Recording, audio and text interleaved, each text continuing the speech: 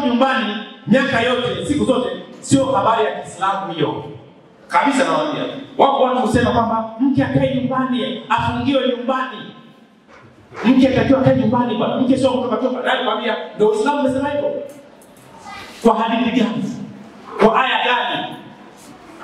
Watu hutumie wala tabarru jahiliyatil ula ile sura ya 3 Al-Ahzab, sio? Ile aya hairuhusu mtu, hajakataza mtu kutoka nyumbani. Ile aya inakataza tabarru jahiliyatil ula ni mitoko ya kipuuzi, mitoko ya watu wa puuzi. Yaani mtoko, mke anatoka anakwenda kwenye midundiko, sio? Mke anatoka anakwenda kwenye mambo ya maandamano. Mke anatoka anakwenda kwenye mambo ya inaitwaje ile vigodoro. Mke anatoka anakwenda kwenye vikazi vya kimbea. Ndio aya inakusudia hivyo. Mke sio mfungwa. Mke anatakiwa awe anatoka, na madhara kimaumbile ya kumfungia mke ndani ni kuharibu hisia zake na kuharibu ufunguzi wake na kupelekea matatizo ya afya ya akili. Na wanawake wengi wana shida ya afya ya akili. Tafiti zinaonyesha kwamba baina ya wanawake na wanaume wenye matatizo makubwa ya afya ya akili ni wanawake. Ama waliokuwa wengi wenye matatizo ya afya ya akili ni wanawake. Katika wanawake 4, mmoja ana shida ya afya ya akili. Hapa ndani ukihesabu mwanamke wa kwanza, wa pili, wa tatu, wa 4, mmoja wao ana shida ya afya ya akili. Sasa moja ya sababu zinapelekea shida ya akili ni kumfungia mwanamke ndani kwa kujitakidi kwamba ndio dini. Wewe unasoma Qur'ani ya wapi? Umesoma hadithi zipi? Ikiwa wake wa Mtume sallallahu walikuwa wanakwenda mpaka vitani, wanaandamana na Mtume sallallahu kwenye safari zake mbalimbali, wewe umesoma wapi hiyo Qur'ani ya kumfungia mke ndani? Maana kumfungia mke ndani akawa mke si mwenye kutoka nje, maana yake ni kwamba wewe unakwamisha ushindi wa dini. Wewe unachelewesha ushindi wa dini. Huyo mke anatakiwa aje kuunga kwenye misheni ya Allah, ya dini ya Allah kupata ushindi. Anaungaje? Ukienda kwenye madarasa, beba na mkeo kwenye darasa. Mke wako yuko pale, unafanya darasa, mkeo yuko pale. Unakwenda kufanya kazi ya Allah fulani, labda unakwenda kufungisha ndoa, beba na mke wako. Unakwenda labda kuna baadhi ya vitu unakuwa kufanya dadini mbalimbali, beba na mke wako. Mimi hapa nimekuja kwenye semina hii, nimebeba na mke wangu kipenzi yupo ndani. Sijamuona tu hapa, macho yangu haweni mbali.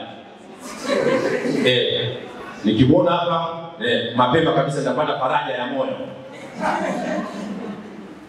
Unakuja kwenye semina unaacha mke. Wako hapa watu wakaka tukihesabu hapa, uende wako wakaka hapa hawajabeba mke. Unamwacha mke nyumbani ili uweze. Hapo nataka dini hapo ipate ushindi. Mtume sana anakwenda vitani na Mama Aisha.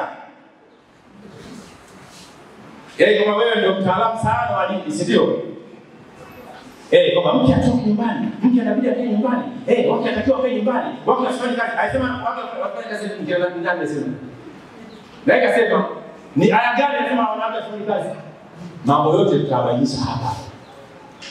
Sio kwa sababu paka ni kubwa na muda wetu hautoshi, lakini yote haya yana ushahidi wa Qur'ani na Sunna. Kuna misingi yake tu izingatiwe, lakini hakuna dini labda ile nyingine sio Uislamu ambaye mke ndo akaendana. Hamna kitu. Kwa unakuja kwenye semina, njoo na mke. Unamtaje mke? Ni sehemu ya kumtoa mke out.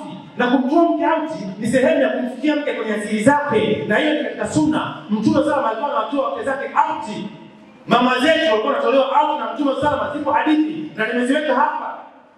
Na kuna wakati Mtume sallallahu alikuwa anawatoa out wakati wa usiku. Mtume sallallahu alikuwa mtaalamu wa mapenzi, alikuwa fundi. Usiku anawatoa, wanazunguka kwenye mitaa ya Madina. Alikuwa anatisha. Kila mmoja na ngamia wake. Zipo hadithi hapa. Wanazunguka na ngamia. Yaani Mtume sana na wake zake wanazunguka. Wanapita kwa hiyo mtoto huu, wanapita mtoto huu, wanakutana. Haya sisi hiyo outing ya usiku inafanyika. Na hii sio kazi ya mama, ni kazi ya baba. Baba na wengine nyie. Mke apate muda wa kumtoa out.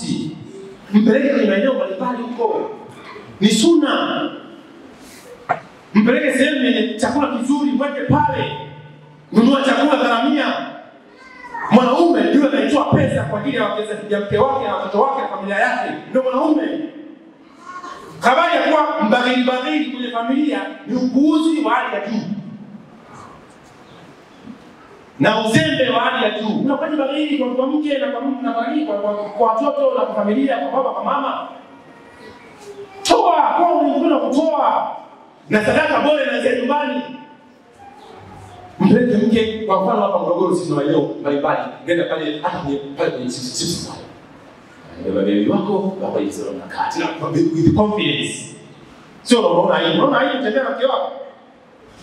Unaona hii kukaa na mke wako kwenye sehemu ya kula chakula. Tafuta sehemu nzuri, upenyo mzuri, kaa naye, piga siku yako pale, piga vitu zako pale, mpatie anachotaka pale. Unataka pizza mke wangu pizza hiyo. Pizza pale ndio shilingi ngapi? Juzi nimenunua pizza pale mimi. Shilingi ngapi nimenunua? Tatu nadhani nimenunua. Juzi tu hata wiki haijapita. Nikapelekea mke wangu pizza yako, mke wangu kula pizza, uenjoy maisha. Uko na mimi mwanaume. Tukiuliza hapa ndani hata bei ya pizza watu wengine hawajui. Kuna wengine hata bei ya chips hawajui. Chips bei yake kitatu wengine hawajui. Toa, provide. Kwa sababu moja katika asili za mwanamume ambayo tutasoma huko mbele ni asili ya kuprovide, kutoa. Mwanamume anaumbwa kutoa. Na kwenye kila asili ya mwanamume usipoifikia hiyo asili wewe mwenyewe. Kwa sababu ukitekeleza hiyo asili ndio umejifikia. Usipoifikia unaathirika. Maana yake ni kwamba mwanamume usipokuwa na unatoa, una provide, unaathirika kimaumbile. Wallahi na hapa Allah ametufundisha hivyo kupitia biolojia na tiba ya sasa. Usipokuwa provider kwa familia yako, wallahi unaathirika.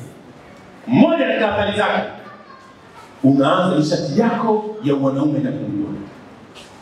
Unaelewa wanaume sio? Ndio maana katika mambo ambayo mimi sina utani.